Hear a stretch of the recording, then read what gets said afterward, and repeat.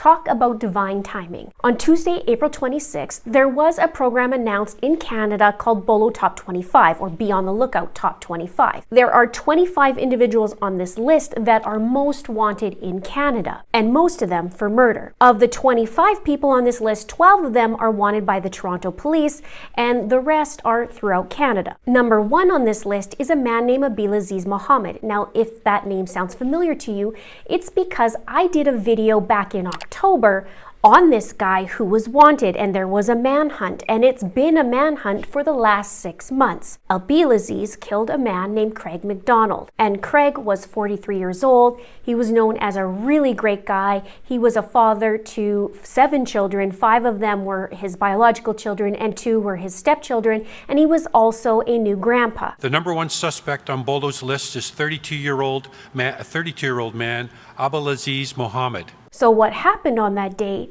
was Craig decided to go to Boston Pizza. He went with friends and family. It was a Wednesday night on October 13th of 2021. He went there. He's a huge Toronto Maple Leafs fan, so he went to watch hockey at the restaurant. Somehow, some way, there was an altercation between Craig and Abilaziz. Abilaziz left, and Craig hung out with his family and friends. Later on, when Craig left, he was walking in the parking lot, and Abilaziz walked up to him and shot him dead. And he's been wanted ever since. And he's managed to evade the cops all this time. There was an altercation. They did, go their separate ways. Unfortunately, the suspect came back from his car with a gun and shot Craig when Craig exited through the side door to have a cigarette. Now, this new Bolo program came out, and there was a reward offered of $250,000. Now, here's where it gets interesting.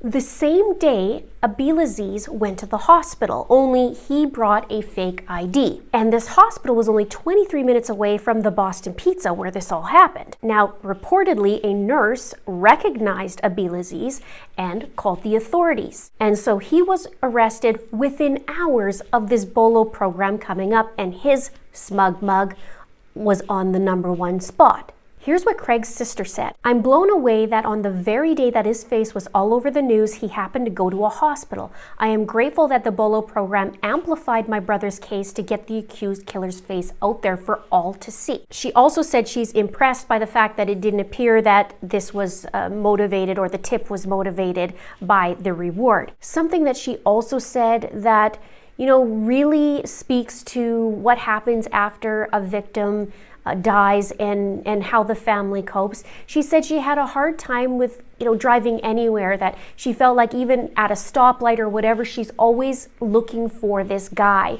and it has to be torture, right? I can't go anywhere without searching for him. Pull up in next to a car at a stoplight, and I'm looking around, and it's just such an unsettling feeling. And I just want him to pay for what he did. It's been 6 months, and she says, in some ways, it just feels like one big bad day, even though all this time went by. It's been over 6 months now, but in a lot of ways, it feels like one really long bad day.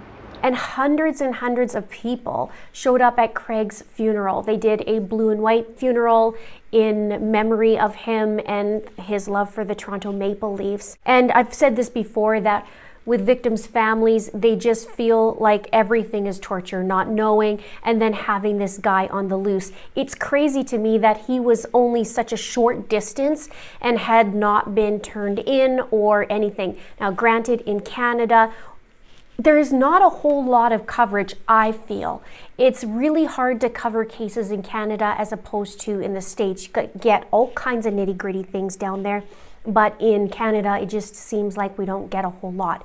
So I did do that video before, if you'd like to know, more details of what happened with Craig and that night, and I will put that in the description box below. Now, Abilaziz Mohamed was charged with first-degree murder, and he was already in court on April 27th.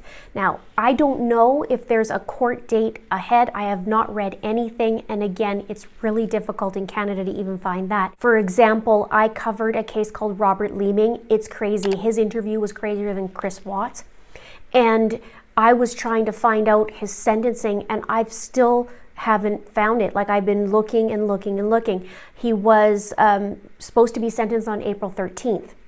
No information anywhere. So I'm going to do what I can to keep you updated on this and see how long this guy gets. Hopefully it's a long time and he'll never do this to any human being ever again. If you'd like to see more details on Craig's case, click right here. Please subscribe if you haven't done so. Please like and don't forget to share. Thank you so much for watching. We'll see you soon.